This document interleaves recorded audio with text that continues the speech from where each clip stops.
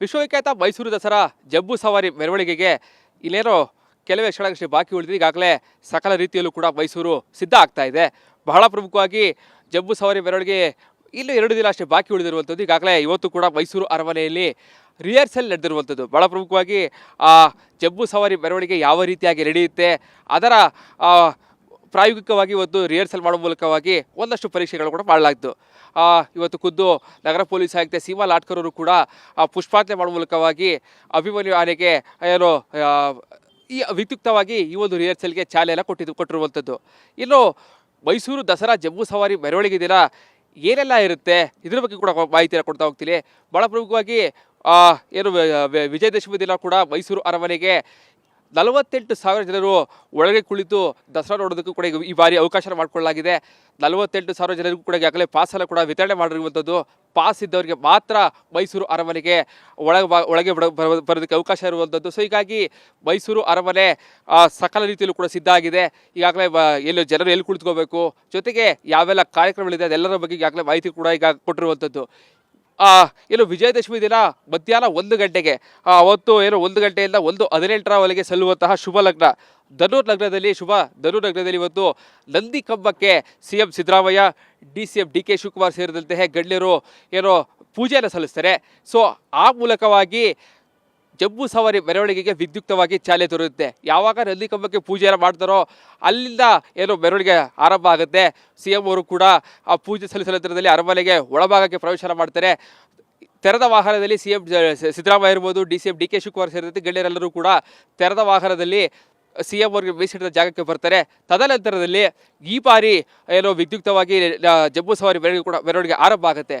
ಈ ಬಾರಿ 31 ಜಿಲ್ಲೆಗಳಿಂದ ಒಟ್ಟು 58 ಸ್ತಬ್ಧ ಚಿತ್ರಗಳು ಕೂಡ ಭಾಗಿಯಾಗ್ತಾ ಇದೆ. ಪ್ರತಿ ಜಿಲ್ಲೆಯ ವಿಶೇಷತೆಗಳನ್ನು ಹೊಂದಿರುವಂತಹ ಸ್ತಬ್ಧ ಚಿತ್ರಗಳನ್ನು ಈ ಬಾರಿ ತಯಾರು ಮಾಡಲಾಗಿದೆ. ಪ್ರತಿ ಜಿಲ್ಲೆಗಳಲ್ಲೂ ಕೂಡ ಈಗಾಗಲೇ ಒಂದೊಂದು ಸ್ತಬ್ಧ ಚಿತ್ರಗಳು ಮಾಡುವುದಕ್ಕೆ ಈಗಾಗಲೇ ಆದೇಶ ಕೂಡ ಕೊಟ್ಟಿರುವಂಥದ್ದು. ಇನ್ನು ಕಲಾ ತಂಡಗಳಿರ್ಬೋದು, ಜನಪದ ನೃತ್ಯ ಇರ್ಬೋದು, ಪೊಲೀಸ್ ಬ್ಯಾಂಡ್ ಇರ್ಬೋದು, ಅಶ್ವರೋಹಿ ದಳ ಇರ್ಬೋದು, ಎಲ್ಲವೂ ಕೂಡ ಸಾಲಾಗಿ ಒಂದರ ಹಿಂದೆ ಒಂದು ಸಾಲಾಗಿ ಮೈಸೂರು ಅರಮನೆಯಿಂದ ಬನ್ನಿ ಮಂಟಪದವರೆಗೂ ಕೂಡ ಸಾಗುತ್ತೆ. ಸೊ 4:42ರಿಂದ 5:06ರವರೆಗೆ ಸಲ್ಲುವಂತಹ ಶುಭ ಕುಂಭ ಲಗ್ನದಲ್ಲಿ ಈ ಬಾರಿಯ ಜಂಬೂ ಸವಾರಿ ಮೆರವಣಿಗೆಗೆ ಈಗಾಗಲೇ ಪುಷ್ಪಾರ್ಚನೆ ಮಾಡುವ ಮೂಲಕವಾಗಿ ಏನು ಚಾಲನೆ ಕೂಡ ಸಿಗುತ್ತೆ. ಅಬ್ಬಾರಿಗೆ 750 kg ಚಿನ್ನ ಇರುವಂತಹ ಅಬ್ಬಾರಿಯೊಳಗೆ ಚಾಮುಂಡಿ ತಾಯಿಯನ್ನು ಕೂರಿಸಲಾಗುತ್ತೆ. ಏನು ಅಷ್ಟಭುಜಗಳನ್ನು ಹೊಂದಿರುವಂತಹ ಚಾಮುಂಡಿ ತಾಯಿ ವಿಶೇಷದಲ್ಲಿ ವಿಶೇಷ ಇರುವಂತಹ ವಿಗ್ರಹವನ್ನು ಅಬ್ಬಾರಿಯೊಳಗೆ ಕೂರಿಸಲಾಗಿರುತ್ತೆ. ಅಬ್ಬಾರಿಗೂ ಕೂಡ ವಿಶೇಷವಾಗಿ ಹೂವಿನ ಅಲಂಕಾರ ಮಾಡಲಾಗಿರುತ್ತೆ.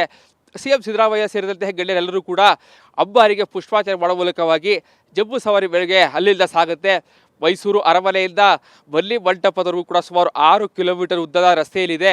ರಸ್ತೆಯ ಉದ್ದಕ್ಕೂ ಕೂಡ ಕಿಕ್ಕಿರಿದು ಜನರು ಸೇರಿರ್ತಾರೆ. ಈ ಬಾರಿ ಮೈಸೂರು ರಸ್ತೆ ಅಂದರೆ ರಾಜಬೀದಿ, ಸಯ್ಯಾಜಿ ರಸ್ತೆ ಇರ್ಬೋದು, ಇಲ್ಲಿ ಸೇರಿದಂತೆ ಬನ್ನಿ ಮಂಟಪದವರೆಗೂ ತಲುಪುವಂತಹ ಎಡ ಬಲ ಎರಡೂ ಕಡೆಗಳಲ್ಲೂ ಕೂಡ ಲಕ್ಷಾಂತರ ಜನರು ಕೂಡ ಸೇರಿರ್ತಾರೆ.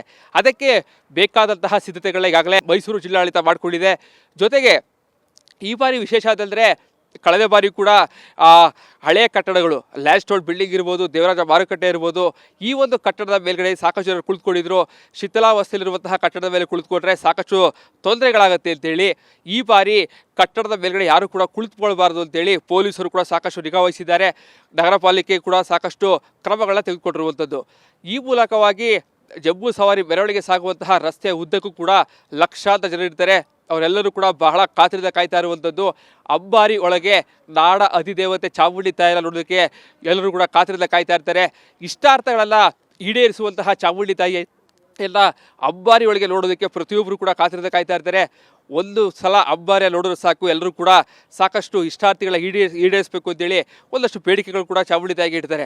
ಈಗಾಗಲೇ ಚಾಮುಂಡಿ ಬೆಟ್ಟದಲ್ಲೂ ಕೂಡ ವಿದ್ಯುಕ್ತವಾಗಿ ಈಗಾಗಲೇ ದಸರಾ ಅದ್ದೂರಿಯಾಗಿ ಚಾಲನೆ ಸಿಕ್ಕಿರುವಂಥದ್ದು. ಭೂಕ ಪ್ರಶಸ್ತಿ ವಿಜೇತರಾದಂತಹ ಬಾನು ಮುಷ್ತಾಕ್ ಅವರು ಕೂಡ ಈ ಬಾರಿ ಅರ್ಥಗರ್ಭಿತವಾಗಿ ಹಿಂದೂ ಸಂಪ್ರದಾಯಿಕವಾಗಿಯೇ ಪೂಜೆಯನ್ನು ಸಲ್ಲಿಸುವ ಮೂಲಕವಾಗಿ ಈ ಬಾರಿ ದಸರಾ ಚಾಲನೆ ಸಿಕ್ತು. ಅದಾದ ಬಳಿಕ ಕಳೆದ 9 ದಿನಗಳಿಂದಲೂ ಕೂಡ ಮೈಸೂರಿನ ವಿವಿಧ ಭಾಗಗಳಲ್ಲಿ ಸಾಕಷ್ಟು ಕಾರ್ಯಕ್ರಮಗಳು ಕೂಡ ನಡೆದಿದೆ. ಈಗಾಗಲೇ ಯುವ ದಸರಾ ಇರ್ಬೋದು, ಪ್ರತಿಯೊಂದು ಕಾರ್ಯಕ್ರಮ ಈಗಾಗಲೇ ಮುಕ್ತಾಯಗೊಂಡಿರುವಂಥದ್ದು. ಇನ್ನು ಆಹಾರ ಮೇಳಕ್ಕೂ ಕೂಡ ಈ ಬಾರಿ ಲಕ್ಷಾಂತರ ಜನರು ಕೂಡ ಪ್ರತಿನಿತ್ಯ ಭೇಟಿಯನ್ನು ಕೊಟ್ಟಿದ್ದಾರೆ. ಅದು ಕೂಡ ಅಕ್ಟೋಬರ್ 5ರವರೆಗೆ, ಅಂದರೆ ಇಷ್ಟು ದಿನಗಳ ಕಾಲ ಬರೀ 10 ದಿನ ಮಾತ್ರ ಇರ್ತಾ ಇತ್ತು. ಈ ಬಾರಿ 15 ದಿನಗಳವರೆಗೆ ಕೂಡ ಆ ಒಂದು ಆಹಾರ ಮೇಳವನ್ನು ಎಕ್ಸ್ಟೆಂಡ್ ಮಾಡಿದ್ದಾರೆ. ಇನ್ನು ದೀಪಾಲಂಕಾರ ಬಗ್ಗೆ ಮಾತಾಡೋದಾದರೆ ಈ ಬಾರಿ ಒಟ್ಟು 136 ಕಿಲೋಮೀಟರ್ ಉದ್ದಕ್ಕೆ ಏನೋ ವಿದ್ಯುತ್ ದೀಪಾಲಂಕಾರ ಮಾಡಲಾಗಿದೆ. ಎಲ್ಲರೂ ಕೂಡ ಪ್ರತಿಯೊಬ್ಬರು ಮೈಸೂರಿಗೆ ಬರ್ತಾ ಇರುವಂಥದ್ದು ದೀಪಾಲಂಕಾರ ನೋಡಬೇಕು ಅಂತೇಳಿ ಅಂಬಾರಿ ಬಸ್ಸಲ್ಲಿ ಕುಳಿತು ದೀಪಾಲಂಕಾರ ನೋಡೋದಕ್ಕೆ ಕೂಡ ಸಾಕಷ್ಟು ಪ್ರವಾಸಿಗರು ಮೈಸೂರಿಗೆ ಬರ್ತಾ ಇದ್ದಾರೆ. ಸೊ ಈ ಮೂಲಕವಾಗಿ ಮೈಸೂರು ದಸರಾ ಯಾವುದೇ ರೀತಿಯಾದಂತಹ ಒಂದು ಸಣ್ಣ ಅಹಿತಕರ ನಡೀಬಾರದು ಅಂತೇಳಿ ಪೊಲೀಸರು ಕೂಡ ಈ ಬಾರಿ ಸಾಕಷ್ಟು ಭದ್ರತೆಯನ್ನು ವಹಿಸಿದ್ದಾರೆ.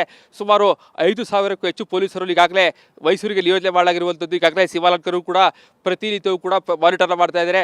ಬೆಳಿಗ್ಗೆ ಇರ್ಬೋದು, ಸಂಜೆ ಇರ್ಬೋದು, ಎಲ್ಲ ಕಡೆ ಖುದ್ದು ಅವರೇ ಭೇಟಿಯನ್ನು ಕೊಟ್ಟು ಪ್ರತಿಯೊಂದನ್ನು ಕೂಡ ವೀಕ್ಷಣೆ ಮಾಡ್ತಾ ಇದ್ದಾರೆ. ಇಲ್ಲೋ ಮೈಸೂರು ಜಿಲ್ಲಾಧಿಕಾರಿ ಲಕ್ಷ್ಮೀಕಾಂತ್ ರೆಡ್ಡಿ ಅವರು ಕೂಡ ಯಾವೆಲ್ಲ ಕಾರ್ಯಕ್ರಮ ನಡೆಯಬೇಕು ಅವರೇ ಖುದ್ದು ನೇತೃತ್ವ ವಹಿಸಿ ಪ್ರತಿಯೊಂದನ್ನು ಕೂಡ ಸಾಕಷ್ಟು ಮುತುರ್ಜನೆ ವಹಿಸಿ ಕೆಲಸವನ್ನು ಕೂಡ ಈಗಾಗಲೇ ಮುಕ್ತಾಯಗೊಳಿಸಿದ್ದಾರೆ. ಈಗ ಉಳಿದಿರುವಂಥದ್ದು ಜಂಬೂ ಸವಾರಿ ಮೆರವಣಿಗೆಗೆ ಮೈಸೂರು ಸಕಲ ರೀತಿಯಲ್ಲೂ ಕೂಡ ಸಿದ್ಧ ಆಗಿದೆ. ಮೈಸೂರು ಅರಮನೆಯಲ್ಲಿ 48,000 ಜನರಿಗೆ ಈ ಬಾರಿ ಪಾಸಲ ಸೀಮಿತಗೊಳಿಸಿರುವಂಥದ್ದು. ಕಳೆದ ಬಾರಿ 61,000 ಜನಸಂಖ್ಯೆಗೆ ಪಾಸಲ ವಿತರಣೆ ಮಾಡಿದ್ರು. ಯಾವಾಗ RCBಯ ಕಾಲು ತುಳಿದಾಯಿತು, ತಮಿಳುನಾಡಲ್ಲೂ ಕೂಡ ಒಂದು ಕಾಲು ತುಳಿತ ಪ್ರಕರಣ ದಾಖಲಾಯಿತು. ಇದರಿಂದ ಎಚ್ಚೆತ್ತಿರುವಂತಹ ಜಿಲ್ಲಾಡಳಿತ ಈ ಬಾರಿ ಕೇವಲ 48,000, ಕೇವಲ ಅಂತ ಹೇಳೋಗಿಲ್ಲ, 48,000 ಜನರು ಕೂಡ ಜಾಸ್ತಿ ಆಗುತ್ತೆ. ಈ ಹಿಂದೆ 25,000 ಆಗಿತ್ತು. ಪ್ರತಿ ವರ್ಷವೂ ಕೂಡ 5,000 ಹೆಚ್ಚಿಗೆ ಮಾಡ್ಕೊಂಡು ಬರ್ತಾನೆ ಇದ್ರು.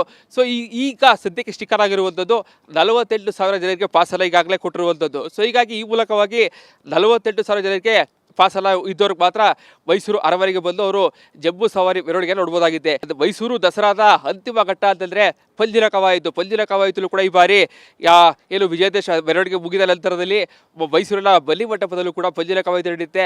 ಅಲ್ಲೂ ಕೂಡ ಈಗಾಗಲೇ ಒಂದು ಸುಮಾರು 40,000 ರಿಂದ 50,000 ಜನರು ಕುಳಿತು ನೋಡುವಂತಹ ಸ್ಥಳಾವಕಾಶ ಮಾಡಲಾಗಿದೆ. ಎಲ್ಲರಿಗೂ ಕೂಡ ಈಗಾಗಲೇ ಪಾಸಲ ವಿತರಣೆ ಮಾಡಲಾಗಿದೆ. ಅಲ್ಲೂ ಕೂಡ ರಾಜ್ಯಪಾಲರಿರುವಂತಹ ರಾಜ್ಯಪಾಲರು ಭಾಗಿಯಾಗ್ತಾರೆ, CM ಅವರು ಕೂಡ ಭಾಗಿಯಾಗ್ತಾರೆ. ಅಲ್ಲೂ ಕೂಡ ಸಾಕಷ್ಟು ಕಾರ್ಯಕ್ರಮಗಳು ನಡೆಯುತ್ತೆ. ಈ ಬಾರಿ ಡ್ರೋನ್ ಶೋ ಇರುತ್ತೆ, ಏರ್ ಶೋ ಇರುತ್ತೆ. ಸೊ ಈ ಮೂಲಕವಾಗಿ ಮೈಸೂರು ದಸರಾಗೆ ಈಗಾಗಲೇ ಲಕ್ಷಾಂತರ ಜನರು ಕೂಡ ಮೈಸೂರಿಗೆ ಬಂದಿದ್ದಾರೆ. ಮೈಸೂರಿಗೆ ಬಂದಂತಹ ಪ್ರವಾಸಿಗರೆಲ್ಲರೂ ಕೂಡ ಮೈಸೂರು ದಸರಾವನ್ನ ಎಲ್ಲರೂ ಕೂಡ ಕಳೆದುಕೊಳ್ಳಬೇಕು ಅಂತೇಳಿ ಮೈಸೂರು ಜಿಲ್ಲಾಡಳಿತ ಸಕಲ ರೀತಿಯಲ್ಲೂ ಕೂಡ ಎಲ್ಲ ರೀತಿಯಾದಂತಹ ವ್ಯವಸ್ಥೆ ಮಾಡಿಕೊಂಡಿದೆ. ಇಲ್ಲಿ ಈಗಾಗಲೇ ಕಂಕಣಧಾರಿ ಆಗಿರುವಂತಹ ಮೈಸೂರು ರಾಜವಂಶಸ್ಥರಾದಂತಹ ಯದುವೀರರು ಕೂಡ ಈಗಾಗಲೇ ಕಳೆದ 9 ದಿನಗಳಲ್ಲೂ ಕೂಡ ಅರಮನೆ ನಡೆಯುವಂತಹ ಪೂಜಾ ವಿಧಿವಿಧಾನ ಧಾರ್ಮಿಕ ಕಾರ್ಯಕ್ರಮದಲ್ಲಿ ಭಾಗಿಯಾಗಿದ್ದಾರೆ. ಅವರು ಕೂಡ ಕಂಕಣಧಾರಿಯಾಗಿರ್ತಾರೆ. ಅವರು ಕೂಡ ಈಗಾಗಲೇ ಪ್ರತಿನಿತ್ಯ ದರ್ಬಾರನ್ನು ನಡೆಸ್ತಾ ಇದ್ರು. ಈಗಾಗಲೇ ಸರಸ್ವತಿ ಪೂಜೆ ಇರ್ಬೋದು, ಪ್ರತಿನಿತ್ಯವೂ ಕೂಡ ಒಂದೊಂದು ಪೂಜೆ ಕೂಡ ನೆರವೇರಿದೆ. ಕಾಳರಾತ್ರಿ ಪೂಜೆ ಕೂಡ ಅರಮನೆಯಲ್ಲಿ ಭಾಳ ವಿಶೇಷವಾಗಿ ನಡೆಯುತ್ತೆ. ಅದರಲ್ಲೂ ಕೂಡ ಯದುವೀರರು ಭಾಗಿಯಾಗಿದ್ದಾರೆ. ಪ್ರತಿನಿತ್ಯವೂ ಕೂಡ ಈಗಾಗಲೇ ಮೈಸೂರು ಅರಮನೆಯಲ್ಲೂ ಕೂಡ ವಿಶೇಷವಾದಂತಹ ಧಾರ್ಮಿಕ ಕಾರ್ಯಕ್ರಮಗಳು ಈಗಾಗಲೇ ನಡೀತಾ ಇರುವಂಥದ್ದು.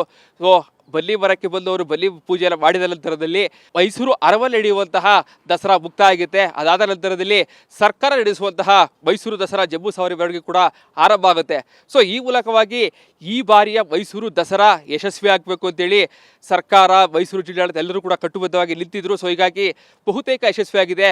ಜಂಬೂ ಸವಾರಿ ಮೆರವಣಿಗೆ ಕೂಡ ಅತ್ಯಂತ ಯಶಸ್ವಿಯಾಗಿ ನಡೆಯಲಿ ಅಂತೇಳಿ ನಾಡ ಅಧಿದೇವತೆಗೂ ಕೂಡ ಈಗಾಗಲೇ ಪ್ರಾರ್ಥನೆ ಕೂಡ ಸಲ್ಲಿಸಲಾಗಿದೆ, CM ಸೇರಿದಂತೆ ಹಲವರು ಕೂಡ. ಸೊ ಹೀಗಾಗಿ ಪ್ರತಿಯೊಬ್ಬರು ಕೂಡ ಮೈಸೂರಿಗೆ ಬರಲಿ, ಜಂಬೂ ಸವಾರಿ ಎಲ್ಲ ಕೂಡ ಕಣ್ತುಂಬಿಕೊಳ್ಳಿ. ಎಲ್ಲರೂ ಕೂಡ ತಾಳ್ಮೆಯಿಂದ ಬಂದು ಯಾವುದೇ ರೀತಿಯಾದ ಘಟನೆಗಳು ಆಗಬಾರ್ದು ಅಂತೇಳಿ ಸಾಕಷ್ಟು ಮುಂಜಾಗ್ರತಾ ಕ್ರಮಗಳನ್ನು ಮೈಸೂರು ಜಿಲ್ಲಾಡಳಿತ ಮತ್ತು ಸರ್ಕಾರ ಈ ಬಾರಿ ತೆಗೆದುಕೊಂಡಿರುವಂಥದ್ದು. ಕ್ಯಾಮ್ರಾ ಪರ್ಸನ್ ಸಚಿವ ಜೊತೆಗೆ ವಿನೋದ್ ಪಡವಾರಳ್ಳಿ, ರಿಪಬ್ಲಿಕ್ ಕನ್ನಡ, ಮೈಸೂರು.